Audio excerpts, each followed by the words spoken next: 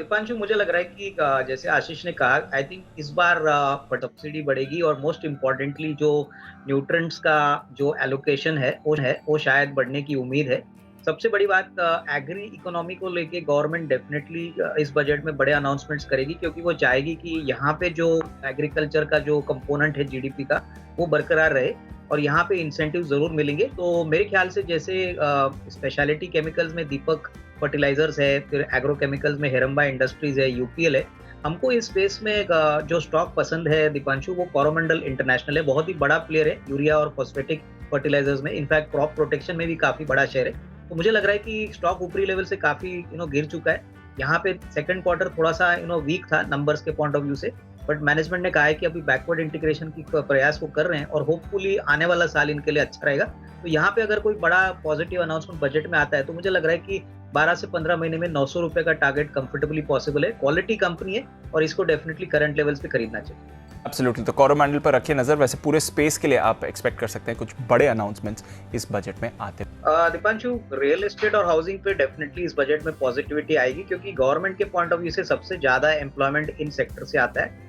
और जैसे दिवांशी ने कहा कि हाउसिंग फाइनेंस को लेके काफी बड़े अनाउंसमेंट्स आ सकते हैं, स्पेशली स्लैब की लिमिट बढ़ाना, इंटरेस्ट सबवेंशन का लिमिट बढ़ाना। तो ये डेफिनेटली इन कंपनीज के लिए बहुत इंपॉर्टेंट होगा और अफोर्डेबल हाउसिंग सेगमेंट में जो भी कंपनी काम करती है उसमें अच्छा ग्रोथ आएगा। तो यहाँ पे ऑब्वियसली दिग्गज प्लेयर्स जैसे एचडीएफसी है वो तो बेनिफिट करेंगी, बट मुझे लग रहा है इंडिया बुल्स हाउसिंग फाइनेंस पे नजर रखिए। ये कंपनी में बड़ी मैनेजमेंट चेंज मार्च से होने वाली है। ब्लैक रॉक अभी ये कंपनी को टेक ओवर करने वाला है और इस कंपनी की जो ज्योग्राफिकल रीच और प्रेजेंस है वो काफी बड़ी है।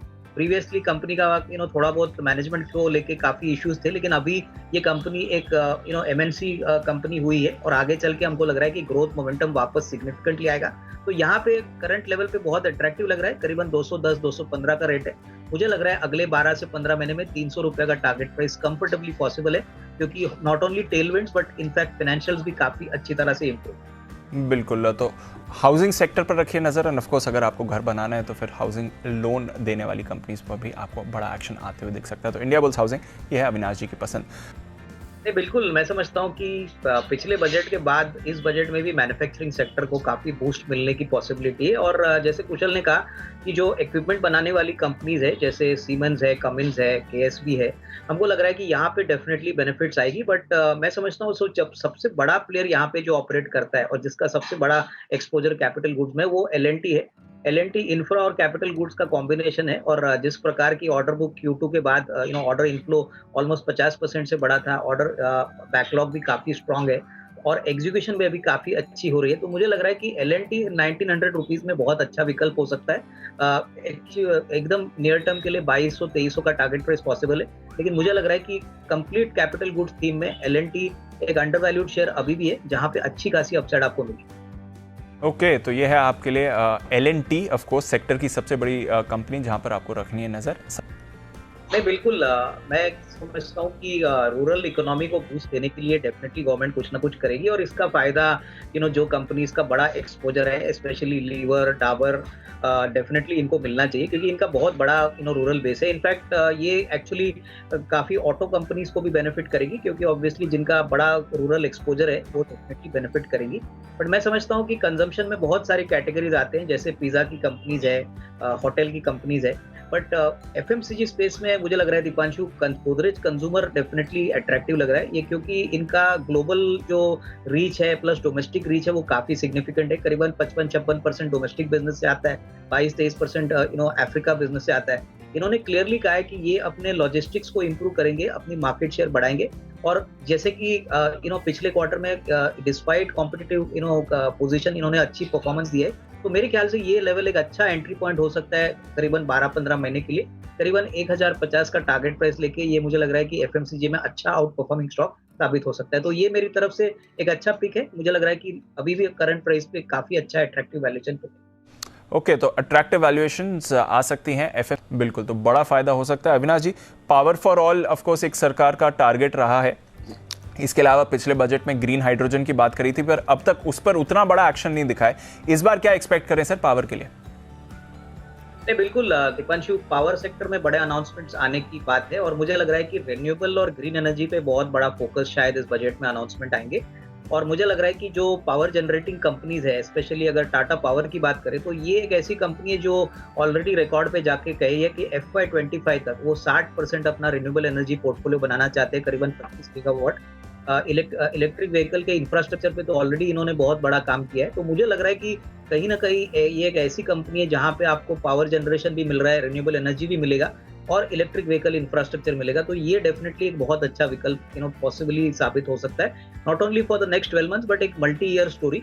तो यहाँ पे मुझे लग रहा है कि डेफिनेटली एक पोजीशन इन्वेस्टर्स ले सकते हैं, अच्छी ग्रोथ आएगी और डेफिनेटली करीबन 12-15 महीने में 280-85 का नियर टर्म का टारगेट बनता है। तो overall I think this space will be बजी और सारी कंपनीज को बेनिफिट मिलेगा, but Tata power specifically should benefit. बिल्कुल, तो टाटा पावर तो सबकी रेडार पर है। अनिल जी ने भी इसको खरीदारी की राय दी है, नजर रखिए। आई थिंक दीपांशु, देवांशी ने सही कहा कि रेल लॉजिस्टिक और रेल इंफ्रास्ट्रक्चर पे फोकस जरूर होगा और जिस प्रकार का गवर्नमेंट खर्चा कर रही है, बुलेट ट्रेन का भी शुरू होना तय है। मुझे लग रहा है कि पूरे रेलवे इंफ्रास्ट्रक्चर और लॉजिस्टिक्स को पकड़ने के लिए कोई अगर कंपनी है तो वो कंटेनर कॉर्प रहेगी। ये कंपनी में 2-3 ट्रिगर है। एक तो ये स्ट्रेटेजिक सेल का कैंडिडेट है, अभी तक हुआ नहीं है, लेकिन उम्मीद है कि अच्छे वैल्यूएशन पे आगे होगी। दूसरी बात, ये कंपनी 65 से 70% मार्केट शेयर कमांड करती है। कंपनी का free cash flow continuously positive है, डेट फ्री बिजनेस है और हमको लग रहा है कि मार्केट ने मैनेजमेंट का जो गाइडेंस था वो शायद सीरियसली दिया नहीं। उन्होंने 12% से 15% वॉल्यूम गाइडेंस बढ़ाया 22 के लिए। तो ये एक अच्छा विकल्प हो सकता है दीपांशु। अभी भी बहुत अच्छे अट्रैक्टिव वैल्यूएशन पे मिल रहा है। मुझे लग रहा है in the very near term ये कम से कम 850 850 तक जाएगा और अगर अच्छी वैल्यूएशन इसको मिलती है तो कहीं ना कहीं इवन 4 फिगर टारगेट फिगर का प्राइस आपको मिल सकता है। तो डेफिनेटली इस अंडर वैल्यूड स्टॉक में थोड़ा सा निवेश करना चाहिए। बिल्कुल, तो रेलवे पर नजर रखिए और कॉनकॉर पर निवेश की राय है। इसके डाइवेस्टमेंट पर भी शायद कुछ अपडेट्स आपको आते हुए दिखें। अविनाश जी, कुछ कदम उठाए जा सकते हैं सर टेक्सटाइल सेक्टर के लिए? नहीं, बिल्कुल। इनफैक्ट गवर्नमेंट ने ऑलरेडी मेरे ख्याल से काफी अनाउंसमेंट्स किए हैं, लेकिन ये जैसे वरुण कह रहा है कि एम्प्लॉयमेंट पोटेंशियल बहुत ज्यादा है और यहाँ पे जो सबसे अच्छी कंपनी प्रेजेंट है वो अरविंद है।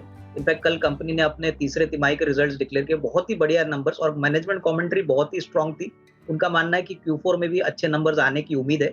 सबसे बड़ी बात, एडवांस टेक्सटाइल का जो सेगमेंट है दीपांशु, वहां पे फोकस रहेगा और यहाँ पे growth momentum will be significantly better, pricing power भी है। तो मुझे लग रहा है कि इवन करंट लेवल्स पे अगर कोई खरीदता है तो मेरे ख्याल से यहाँ पे 200-210 का एक टारगेट आराम से पॉसिबल है। तो ये डेफिनेटली एक अच्छा विकल्प हो सकता है टेक्सटाइल। ख्याल से आई थिंक कुशल ने बहुत अच्छी तरह से कहा कि इलेक्ट्रिक व्हीकल का फोकस बहुत प्रोमिनेंटली इस बजट में आएगा। गवर्नमेंट भी चाहती है कि इलेक्ट्रिक व्हीकल्स को प्रमोट करे, तो हो सकता है कि यहाँ पे कोई PLI स्कीम या डेफिनेटली कोई ज्यादा इंसेंटिव गवर्नमेंट अनाउंस करे। सबसे बड़ी बात मैं समझता हूँ कि इलेक्ट्रिक व्हीकल का जो 2 व्हीलर का जो ट्रेंड है वो अभी क्लियरली इस ट्रेंड पे जा रहा है। बजाज ऑटो ने भी फाइनली काफी समय के बाद यहाँ पे प्लांट लगाने की बात की है। लेकिन यहाँ पे जो अंडर वैल्यूड शेयर है दीपांशु, अभी भी जो मुझे काफी पसंदीदा है पहले भी, वो है महिंद्रा एंड महिंद्रा। मुझे लग रहा है कि देखिए ये कंपनी में इनका कोर बिजनेस ऑटो और एग्री का तो स्ट्रॉन्ग चल ही रहा है।